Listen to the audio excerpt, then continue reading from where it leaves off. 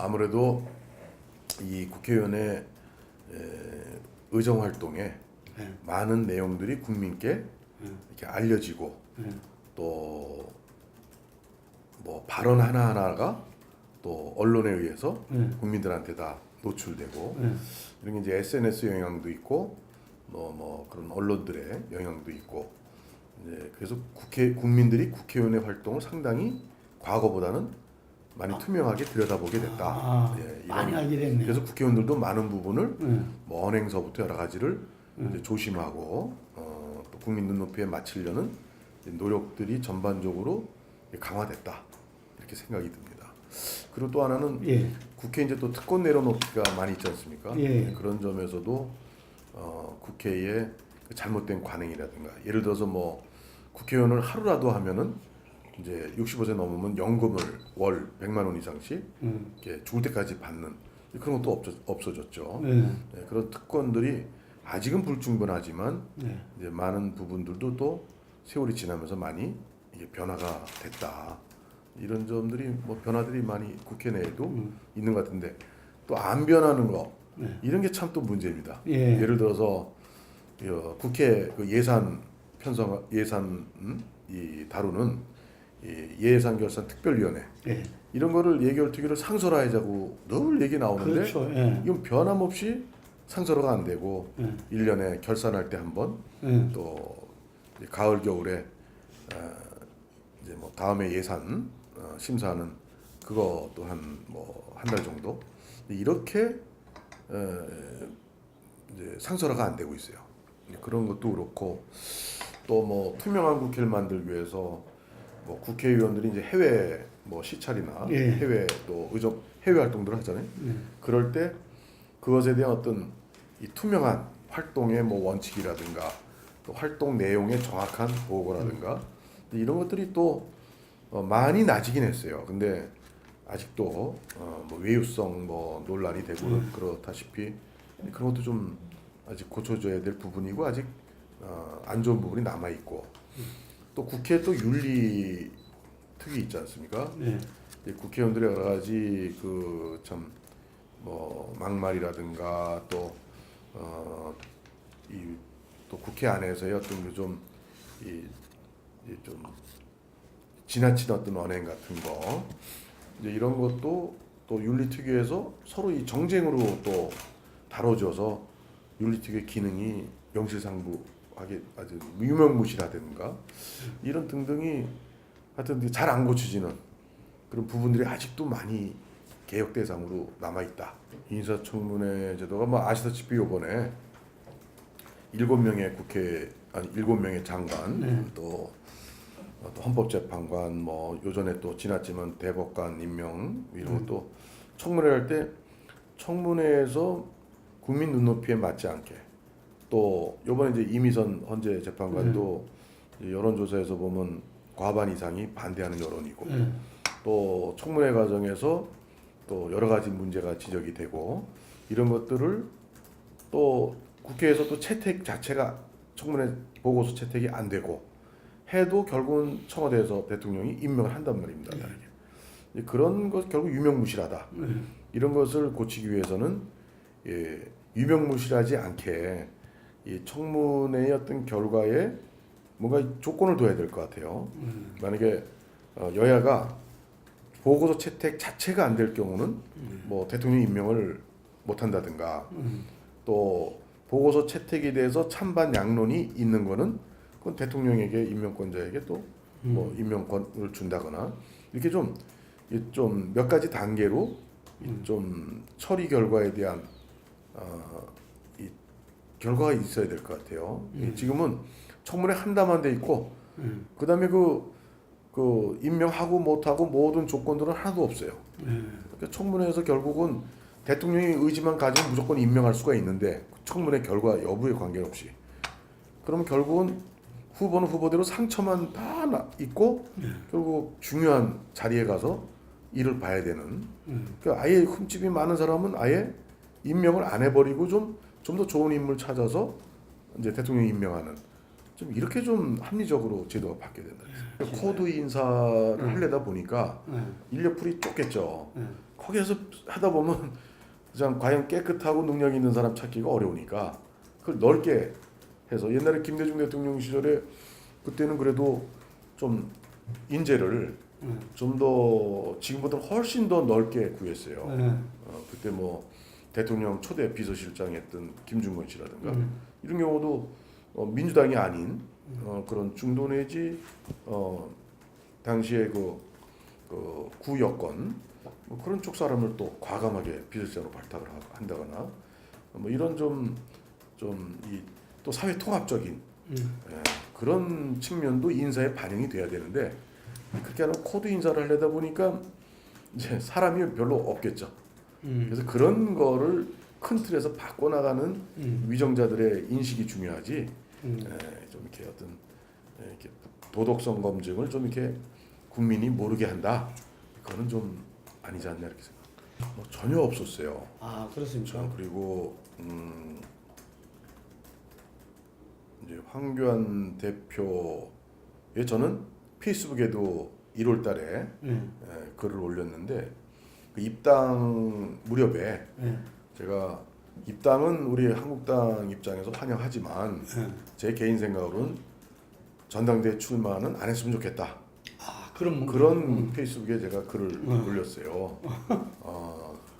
그리고 또 실제 제가 저는 무계파 어느 계파 없이 사선을 해오고 있는데 우리 당이 망한 이유가 20대 공천을 너무 총선 공천 너무 아주 엉터리로 했죠.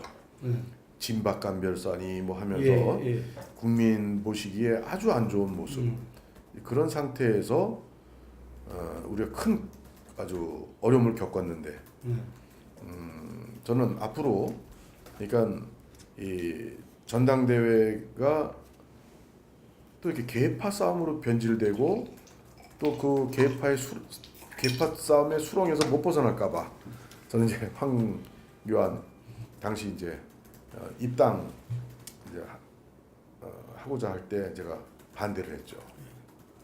그분 전화번호도 제가 입당이 몰랐어요. 당 대표 출마. 당 대표 출마 입당할 무렵에 무렵에 그래서 저는 그분 뭐 전화번호도 몰랐었죠.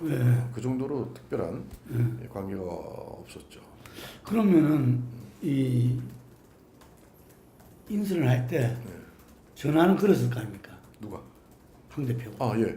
저한테 그 3일절 날 아침에 전화를 해서 이제 신정치 뭐 혁신 뭐 당과 이 정치판의 어떤 좀 개혁 혁신을 좀 맞는 위원장을 해줬으면 좋겠다. 그렇게 직접 전화가 와서 제가 받고 제가 이제 흔쾌히 수락을 했어요. 제가 지난 2년 전에 당대표 선거 나왔던 것도 그렇고 이 탄핵 사태 이후에 저희 자유한국당이 처한 처지가 우리 스스로가 이 잘못된 과거의 관행을 개혁하지 않으면 우리는 다시 국민들의 지지를 획득하기가 어렵겠다. 그래서 제가 당의 어떤 잘못된 관행이나 이거를 바꾸기 위한 것이 제가 국회의원 4선하면서 제일 해야 될 일이고 제일 중요한 일이다. 이러던 참에 이런 취지의 특위위원장을 제안을 해서 흔쾌히 제가 수락을 했죠. 이게 저희가 이제 혁신위원회 내에 이제 공천혁신 소위, 또 정치혁신 소위, 또 당혁신 소위 이렇게 3개 가지가 있는데요. 공천 소위에서 지금 이제 논의 중인데 제가 뭐 미리 자세한 얘기까지 제 개인 생각을 말씀드릴 단계는 좀 아니고 단지 말씀드릴 수 있는 건 지난 20대 총선 그 당시 새누리당의 공천 그 당시에도 민주당도 또한 아주 잡음이 많았죠. 그러니까 정당에서 이 공천이 우리나라 정당 역사에 언제나 시끄럽고 잡음이 많았습니다. 그 이유는 말은 투명 공천을 다 얘기했어요. 그 안 되는 이유가 그 시점에 당 대표, 당권을 가진 사람이 결국은 자기 사람 심으려고 그래요. 자기 사람. 왜 그러냐?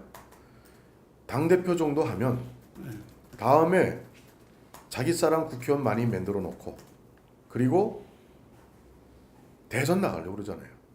당내 경선에서 자기 사람 많이 해놔야 당내 경선에서 유리하고 대선 후보가 그 당의 후보가 되고 그러니까 그런 개인적 정치적 야심 때문에 이런 그 공천을 진정 당원과 국민에게 진짜로 돌려드리지 못했다 이거죠.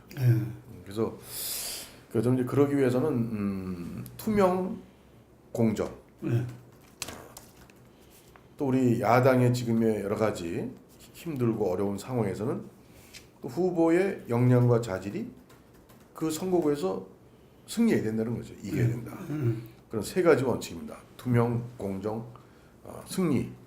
당선 가능성이라고. 네, 당선 가능성. 그렇게 하는데 여태까지는 상당 부분, 특히 20대 총선에서는 이건 뭐 원칙이라는 거 하나도 없었어요. 그저 청와대 권력으로 그저 친박, 진박이냐, 기냐 아니냐 이걸로 이제 공천 전행이 사천이 많이 이루어졌죠. 그래서 그것이 이제 결국은 또한 당시에는 청와대 권력과 당 대표, 당의 권력과 충돌이 있었던 거죠. 그렇죠. 김무성 당 대표 그리고 청와대. 그러니까 이게 공천심사위원장 이양구 전 의원. 그러니까 이양구 전 의원은 이제 청와대 권력의 영향을 이제 받았을 거고요. 이러다 보니까 당과 이 청와대 권력이 충돌을 한 거죠. 그러니까 아주 희대의 이상한 잘못된 상황이 벌어진 거죠. 근데 저희가 이번에 야당이라 청와대 권력은 이제 없으니까 당내에서만 잘하면 돼요 저희가. 그러니까 어떻게 보면 공천 혁신을 정말 마음먹은 대로 옳게 잘할 수 있는 이제 타이밍이다 이렇게 생각을 해요. 그래서 저도 희망을 갖고 추진하는데 투명하고 공정한 거. 우리 당원 단계도 보면요, 이 국민 공천 배심원단 이 제도가 있어요. 그러니까 한 50명으로 구성해서 이제 공천심사위원회에서 넘어오는 그 공천 추천자들에 대한 부적격 심사를 또 하고 뭐 이런 기능들이 있어요. 근데 저는 이제 국민공천 배심원단 이게 숫자가 50명이면 이게 또한 이 당권에 의해서 물론 이제 공모 방법이 뭐 전화로 일반 국민도 35명 하고 또 전문가 당원 중에서도 중요한 당원들에서 15명에서 50명 채우는데 좀 저는 그것을 좀 더 당권에서 그걸 이렇게 저렇게 못할 정도로 그런 국민 공천 배심원단을 모집하는 방법과 또 그분들이 중앙당에서 그걸 임명을 하면 안 되고 좀 더 많은 수의 좀 그 자체가 좀 투명하게 공정하게 그 구성을 해야 되겠다. 그런 좀 개인적인 생각을 갖고 있습니다. 그래서 하여튼 그런 기존에 우리 당원 당규에 있는 것도 잘 사용하면 굉장히 그 투명 공정 공천을 할 수 있는 그 내용들이 많이 있습니다. 그걸 운영하는 이제 당 지도부의 그런 또 특히 당 대표의 사심이 개입이 되면은 그런 있는 좋은 제도도 써먹지를 못한다.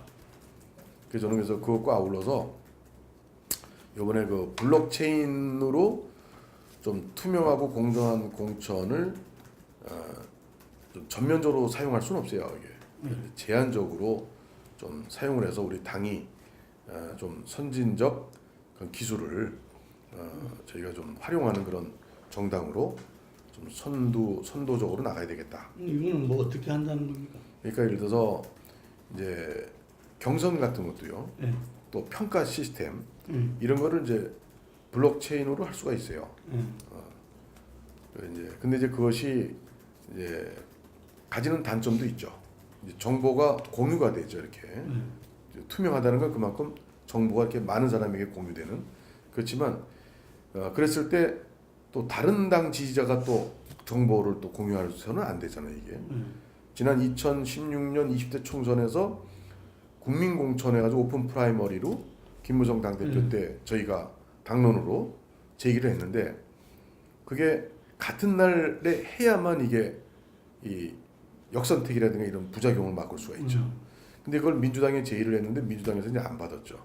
그래서 그걸 법제화가 안 됐어요. 네. 그래서 이제 그런 것은 이제 여야 간에 합의가 돼야 되는데 그건 혼자서는 안 되니까. 근데 혼자서도 할 수 있는 그런 시스템이 뭐냐, 또 그런 기술 도입이 뭐냐 했을 때 블록체인 같은 거 저는 가능하다 보고. 그래서 그것이 역선택이나 이런 잘못된 걸로 되지 않도록 하기 위한 기술적 방법. 그래서 인원을 한시적으로 제한한다든가 또 그 철저하게 당원으로 할 부분을 한다든가 또 담당 지지자는 제외를 한다든가 이런 좀 조건들을 달아서 이 기술을 활용하면 투명성도 높이고 공정성도 높인 그런 공천을 할 수 있다. 근데 그것을 전면적으로 이 새로운 기술을 전면적으로 도입했다가 잘못되는 수가 있습니다. 그래서 그런 것을 방지하면서 좀 제한적이라는 것은 예를 들어서 뭐 특별한 지역에 또 특별한 경우에 이제 제한적으로 사용을 할 수 있다는 걸 우리가 내부적으로 혁신위 내부에서 지금 검토를 열심히 하고 있습니다. 좀 다르죠.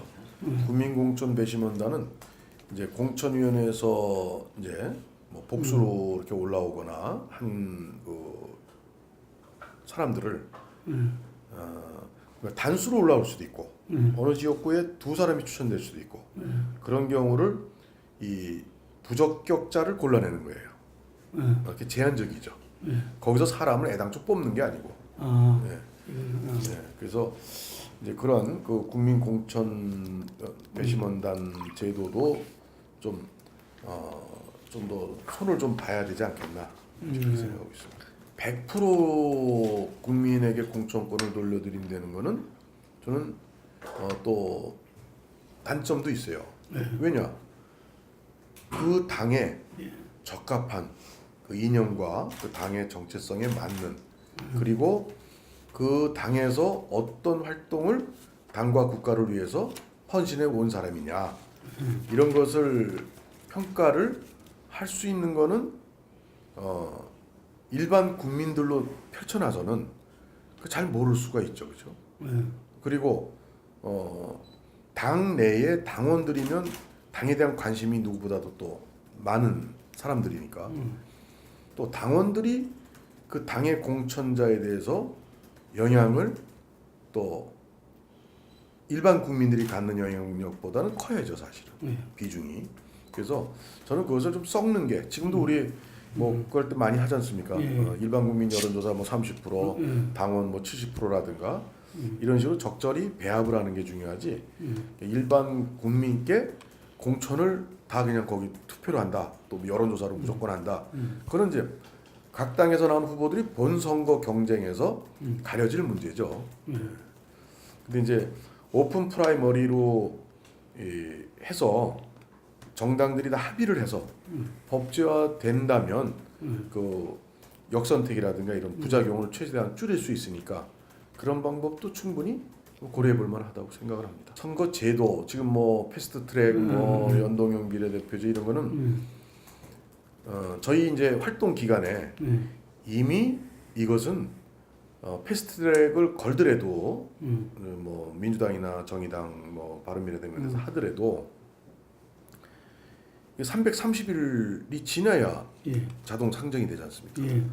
330일이면 내년 총선 놔두고 지금 4월 15일이니까 16일이니까 한 달도 못 되게 국회에서 만약에 이 선거 엄청난 선거 제도 변경이 이루어진다. 그 이미 선거일 하루 전에는 후보들이 다 지역구에서 다 예비 후보 등록하고 뛰고 있고 또 당에 또 공천 아마 그때는 다 신청을 한 상태여야 될 거예요. 한 달 전에. 도저히 이 지금 선거구제를 전면적으로 바꾸는 거는 이건 현실적으로 불가능하다. 네, 할 수가 없습니다. 그 앞으로 이걸 가지고 계속 얘기를 한다면 정말 이건 패스트 트랙으로 한다는 거 이런 건 정말 이 국민을 속이는 정말 농락하는 이루어질 수 없는 걸 얘기하는 거죠. 근데 저는 우리 자유한국당 국회의원이나 또 정치인들, 네. 당원들에게는 이 희망 메시지가 필요해요. 예. 너무나 탄핵 사태 이후에 너무나 상처받고 힘들고 좌절하고 예. 이런 걸 치유하기 위해서는 좀 희망적인 게 있어야 되는데 예. 그 희망적인 가능성이 보인다는 측면에서는 저희가 그걸 잘 또 정말 우리도 하면 내년 총선에 이길 수 있다 이런 이제 그런 비전은 이제 보이는데 저는 책임 있는 한 정치인으로서의 입장은 모든 선거와 선거 결과는 뚜껑 열 때까지는 안심할 수가 없다. 조금 좋아지는 걸 가지고 방심하면은 실수가 생기고 장애물이 생긴다. 그래서 저는 미리 그런 것을 희망을 갖는 건 좋지만 절대 우리가 뭐 잘 될 거라든가 이런 낙관적인 그것을 가져서는 안 된다. 긴장이 끈을 놓지 않고 정말 내년 총선에 4월 10일 뚜껑 여는 때까지는 이건 해봐야 한다라는 그런 좀 신중함과 겸허한 자세로 우리가 정치를 해야 된다. 반대급부적인 그 성공은 그건 생명력도 없고 그건 그렇게 계속 될 수도 없고 또 작은 실수로 얼마든지 그건 뒤집힐 수가 있고 그렇게 허약한 거라고 봅니다. 그래서 저는 저희 자유한국당이 탄핵 사태 이후에 저희가 정말 계파 싸움이라든가 또 막말이라든가 또 여러 가지 그 국민 눈높이에 맞지 않는 그런 것들을 단단히 뜯어 고쳐야 된다. 그래서 그런 것이 실천해내는 그 국민들께서 볼 때 자유한국당이 정신 차리고 제대로 하는구나. 그런 믿음을 받을 수 있도록 우리 당의 변화가 필요하다. 그렇게 했을 때만이 우리가 승리의 이 튼튼한 그런 위치에 설 수 있다 이런 생각이 듭니다. 그래서 저희도 뭐 또 지금 또 특히나 대다수의 그 언론들에서 언론 노조가 뭐 거의 다 민영 방송까지 다 이렇게 장악하고 있죠. 이제 거기서는 또 사장 또 공영방송의 그 뭐 임원까지 사장부터 다 결국은 뭐 노조 출신이라든가 다 이렇게 진보 좌파의 어떤 입장을 가진 분들이 장악을 하고 있어요. 이럴 때 우리 자유한국당이 처한 이 정치 여건이 무지하게 안 좋은 거죠. 이럴 때 저희는 실수를 하지 말아야 되고 그러려면 겸허하고 신중한 자세로 정말 이 자세 변환이 필요하다. 둘째는 우리 안에서 욕심스럽게 싸우는 그런 그 이익 공유 집단 이익 집단 그런 식의 모습은 철저히 극복해야 된다. 그리고 셋째로는 국민들이 참 어렵고 힘든 이런 경제 상황에서 국민들께 희망을 주는 정책을 우리가 많이 내놔야 된다. 이렇게 생각을 하고 또 윤리 도덕적인 문제 정말 각별히 우리 국회의원들이 조심을 해야 되고 자기부터 돌아보는 그런 좀 아주 도덕적 정치 문화를 우리가 만들어 나가야 된다. 그래서 지금의 민주당 여권보다도 더 도덕적이고 더 경제 살리는 능력이 있고 정말 더 좋은 인물을 많이 확보하고 그렇게 하고서도 더 참 겸손하다. 이런 모습을 국민들이 보셔야 저희가 튼튼한 내년 총선의 승리의 기반이 마련된다. 저는 뭐 문재인 정부의 실정은 아마 이게 쉽게 변화되지 않을 거고 그렇지만 또 집권당으로서 또 모든 언론과 이렇게 친화적이고 또 나쁘게 하면 장악하고 있는 이런 집권 여당에서 얼마든지 저희가 조금만 잘못을 해도 상황 반전을 할 수 있는 그런 거리는 굉장히 많다는 거죠. 그렇기 때문에 상대의 잘못을 가지고 우리가 승리한다는 그런 잘못된 그 판단은 저희가 절대 갖지 말아야 된다는 게 제 생각이고, 그럼에 따라서 우리 당의 혁신을 이뤄내는 게 너무나 중요한 과제다. 보수 통합이든 진보 통합이든 좌파 통합이든 우리나라 정치가 국민들로부터 불신받는 이유 중에 큰 게 이 선거 앞두고 이합 집산이에요. 뭐 이념도 뭐도 해서 무조건 이기고 보자. 합쳐야 표가 나오고 이길 수 있다. 이렇게 하니까 이제 철새 정치인도 나오고 A당 B당의 이념이 달라도 또 합치고 이러는 이합 집산의 정당들의 선거 앞둔 모습들. 그게 사실 혁신 대상이에요, 사실은요. 그래서는 우선 첫째는 정당이라는 건 가치와 이념의 공통점을 가지고 정권 정치를 위해서 활동하는 그거 아닙니까? 이 정당이라는 건. 근데 이기는 것도 물론 중요하지만 이기기 위한 기초가 튼튼해야 된다. 그래서 저는 보수 대통합은 무조건 선거에 이기기 위해서는 저는 보수 대통합 말고 이 선거 연대랄까 그런 거를 저는 시행할 수 있다고 봐요. 예전에 그 야권에서 또 시민단체 이런 데서 원탁 테이블 뭐 이렇게 해가지고 그 야권 연대 해가지고 좀 재미 좀 봤죠. 그래서 그것은 제가 볼 때 이념이 똑같지는 않더라도 유사하면 이렇게 보수다 하면 저는 선거 연대라는 전술을 쓸 수가 있다. 그래서 그런 영역을 하나 남겨두고 더 중요한 거는 우리 보수의 가치와 이념, 이 이익 공유 집단이 아니고 이념 공유 집단, 가치 공유 집단으로 우리 자유한국당이 새롭게 나가려면 그런 가치에 기초해서 거기에 뜻이 맞는 보수의 인사들, 정치인들 이것을 규합하는 그런 마당을 만들어야 된다. 저는 그렇게 생각을 해요. 그리고 선거 관련해서의 연관성은 선거는 선거 연대라든가 여러 가지 연합 전술을 펴서 범보수의 이 의석수를 높이는 그런 방안이 또 만들어질 수 있다고 보고요. 그리고 중도에 대한 확장성 그것이 사실은 지금 우리 당에도 너무 이렇게 강성 보수랄까 이런데 좀 치우친 그 정치인들이 있어요. 저는 뭐 그런 부분도 필요하고 뭐 합리적 보수도 필요하고 뭐 중도 보수, 진보적 보수, 중도적 보수도 필요하다고 저는 다 보는데 중요한 거는 우리 당내 선거에서는 강경 보수가 이 당원들의 보수에 딱 맞추면 그런 후보들이 당내 경선에서는 이길 수가 있어요. 그렇지만 우리는 총선이나 대선은 일반 국민 상대 표를 얻어야 되니까 그거는 이 강성 보수의 입장만 가지고 안 된다.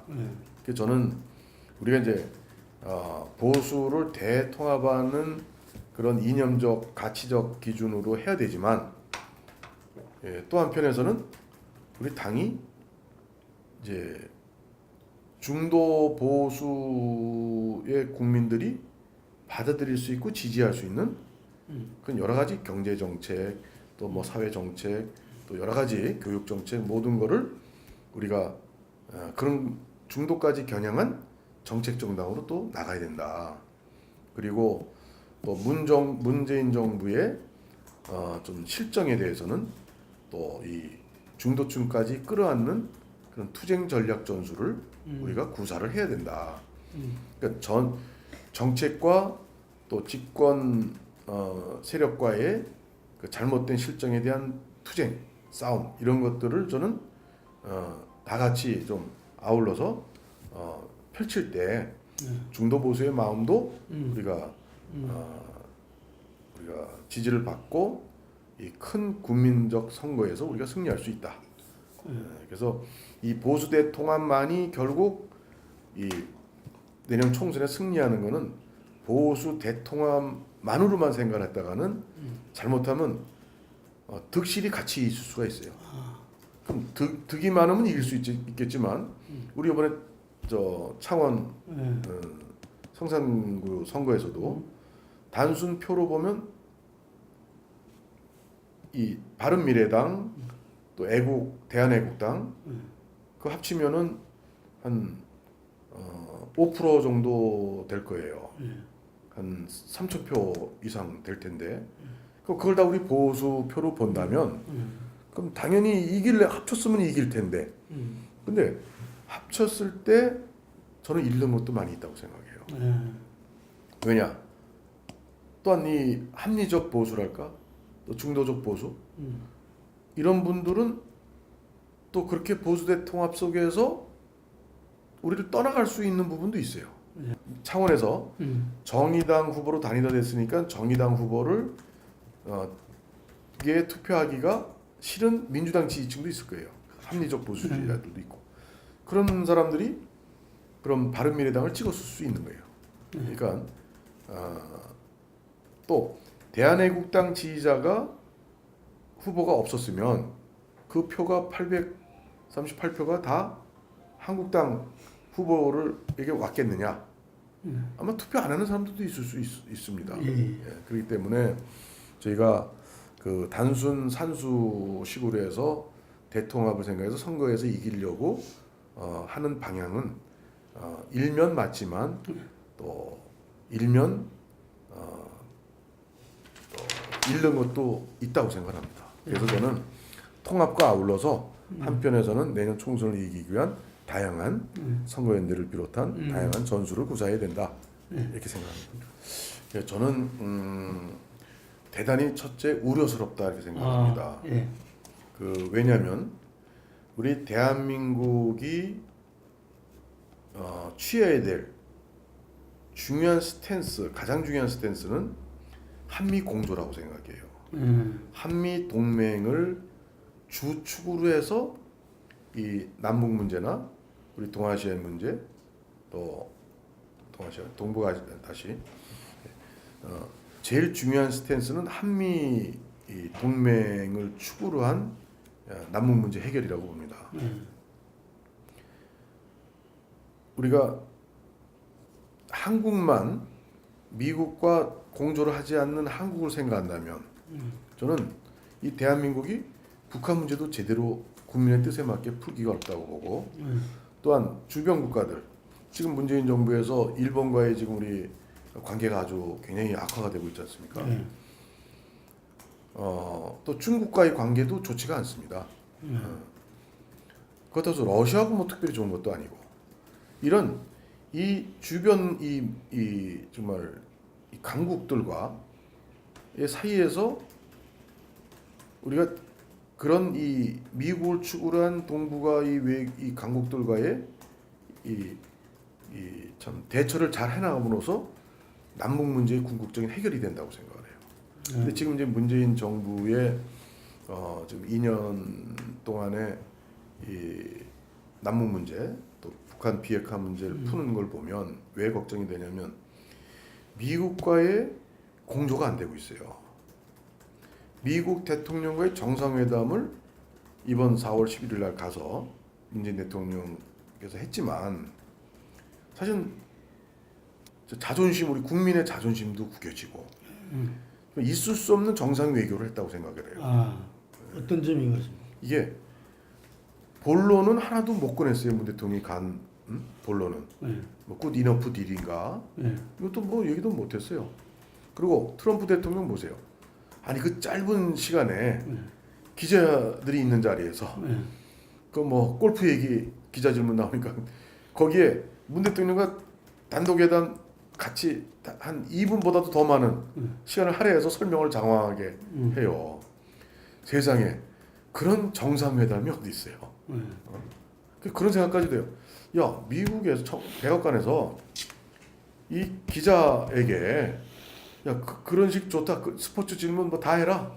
신경 쓰지 말고 이렇게 짠 거 아닐까 싶을 정도로 만약에 트럼프 대통령이 문재인 대통령을 인정을 하고 정상회담에 임했다면 또 동맹국의 이 정상이라면 설사 기자한테 그런 질문이 나왔어도 그것을 그렇게 답변을 그렇게 하겠습니까? 정말 이건 인간으로서의 어떤 정상적 판단으로 보면 그런 질문은 오늘 주제가 아니니까 또 트럼프 스타일은 자기 마음에 안 들으면 기자들 막 질문 막 그냥 막 저 박살내고 하잖아요. 오히려 그런 성격의 트럼프 아닙니까? 근데 그런 질문에 친절하게 대답을 막 한단 말이야. 누가 이길 것 같냐, 어쩌게 전망하냐. 이것은 완전 우리 한국의 우리 대한민국의 동맹국의 이 대통령이 이 정말 동맹국 미국 대통령으로부터 완전 이건 무시당하고 완전 정말 말이 안 되는 처우를 받았다. 그리고 트럼프 대통령이 그랬잖아요. 북한하고 이렇게 하노이 회담이 결렬돼도 우린 좋은 친구야, 좋은 관계야, 앞으로 잘 될 거야. 다 이게 외교적 수사 또는 문제 해결을 위한 장기적 안목에서 이렇게 하잖아요. 더구나 동맹국인 한국 대통령에 대해서 무슨 말을 못 하겠어요. 다 우리는 뭐 하고 다 좋게 얘기하고 하는데 실제 중요한 건 행동이잖아요. 보여주는 실천이잖아요. 말이 아닌 실천. 보여주는 행동에서 이번에 4월 11일 우리 한미 정상회담은 완전히 미국과의 공조를 기대하기가 어렵게 됐다. 이렇게까지 저는 우려를 합니다. 하여튼 이제 황교안 대표가 자유한국당 대표가 되고서 상당히 이제 당이 안정은 돼 있어요. 안정. 그리고 이제 개파 싸움 이런 게 좀 이제 많이 없어지고요. 개파 소리도 요새 이제 잘 안 나오죠. 뭐 호사가들이 뭐 친황이니 그런데 뭐 친황 특별히 뭐 저 어떤 사람 친황이 아닌데 혁신 특위위원장 중요한 역할도 맡고 있고 그래서 저는 이제 그런 데서 많이 아마 이제 국민들 보시기에 좀 보수 한국당이 걱정했는데 좀 이렇게 안정되고 있구나, 자리 잡아가고 있구나. 이제 그렇게 아마 바라보시고 아마 황교안 대표한테 지지를 좀 보내는 게 늘어나는 것 같아요. 그래서 저는 아직까지 우리 당이 제일 큰 문제가 탄핵 사태 이후에 그 전후로 해서 시끄러웠지 않습니까? 내부의 분란과 책임 서로 따지고 손가락질하고 탈당, 복당 또 지난번 당 대표 또 말 또 막 하고 여러 가지가 힘들었는데 이제는 좀 안정한 추세로 돼서 우선 잘 되고 있다 이렇게 생각을 해요. 그렇지만 저희가 또 언제든지 또 실수하면 이게 물거품이 될 수도 있고 그래서 정말 겸손하게 국민만 바라보고 정말 정치를 정말 잘못된 거 바꾸는 그 혁신 정치를 황 대표도 좀 철저히 좀 생각을 가지고 나갈 수 있지 않을까. 저는 그렇게 그런 면에서는 희망적인 생각을 하고 있습니다. 높이 평가를 하고 계시네요. 네. 여태까지 이렇게 아주 당이 그냥 문 닫을 정도까지 어려웠던 상황에 비춰봐서는 당을 많이 살리고 있다. 평가. 그렇지만 정말 국민의 지지를 잠시 받는 게 중요한 게 아니라 계속 받아야 될 거 아닙니까? 그런 측면에서는 좀 더 아주 겸허하고 신중한 그런 측면에서 황교안 대표는 좀 겸허하고 좀 온화하고 좀 신중한 그런 어떤 리더로서의 그 막말하지 않고 그런 덕목은 꽤 가지고 있다. 단지 중요한 게 정말 잘못된 걸 바꿀 수 있는 혁신의 의지가 얼마큼 있느냐. 그 부분은 앞으로 좀 이제 지켜봐야 될 이제 대목이 아닌가 생각합니다.